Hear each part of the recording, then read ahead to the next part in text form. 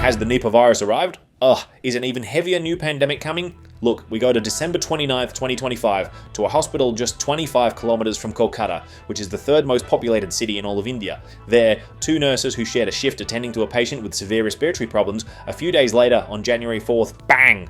Both were admitted to the ICU with high fever and breathing difficulties. They were really messed up. In fact, one of them is currently in a coma, and the patient they treated died before they could confirm what the hell was wrong with him. Okay, to these two infected people, we must add 3 new cases that have occurred this week, as another nurse and another healthcare worker from the same hospital have shown symptoms, so the authorities have said, screw it.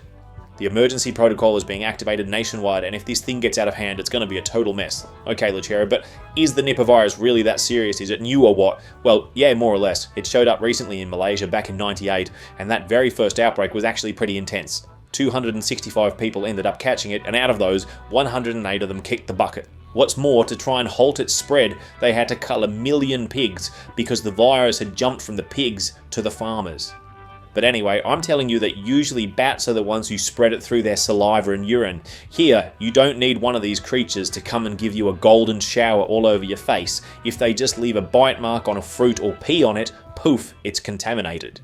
And then, if someone comes along and eats it without washing it properly, then bam, infected, a zombie. It could also happen that a pig eats the fruit and then it gets infected, and from there it can infect humans. And watch out for this, because among humans it also spreads through bodily fluids, mostly saliva and urine. Okay, let's imagine you've been infected. I'm going to tell you what's going to happen. Initially you'll feel pretty awful, but really it just seems like a regular flu. Fever, headache, muscle pain, vomiting, sore throat.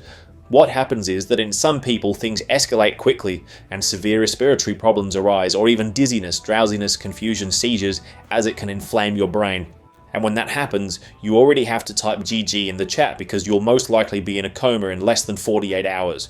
Keep in mind that the mortality rate is extremely high. I mean, if COVID's maximum was 5%, this Nipah's, damn it, is between 40 and 75%. Screw that. So, 3 out of every 4 people who reach the severe phase, they're gone. Not to mention that the 20% who survive are left with neurological after effects like seizures, personality changes, and other issues that last for the rest of your life.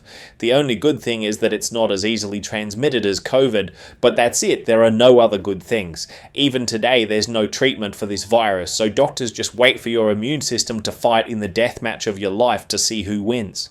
Months ago, they started vaccine trials, but it will still take years for this to move forward. I should tell you that this virus has had cases not only in India and Malaysia, but also in Bangladesh and the Philippines. In this last one, there were 11 cases and only 3 survived, and these people got infected from drinking palm sap because bats had peed in the tree overnight, so be careful. And while we're at it, I'll give you the 3 main recommendations to avoid infection. Wash fruit thoroughly, or better yet, peel it just in case. Don't touch sick animals, that's obvious, but if you work with them, wear gloves and protective clothing and wash your hands after being around anyone who is sick. This whole thing is pretty wild, right? Because the World Health Organization considers this virus one of the most likely candidates to trigger the next global pandemic. If that happens, it could make the whole coronavirus situation look like a shitty little joke, because this is like 100,000 times worse. What do you think? Are we going to end up dying from diseases or from World War III? Read your comments. Bye, Lucky Peters.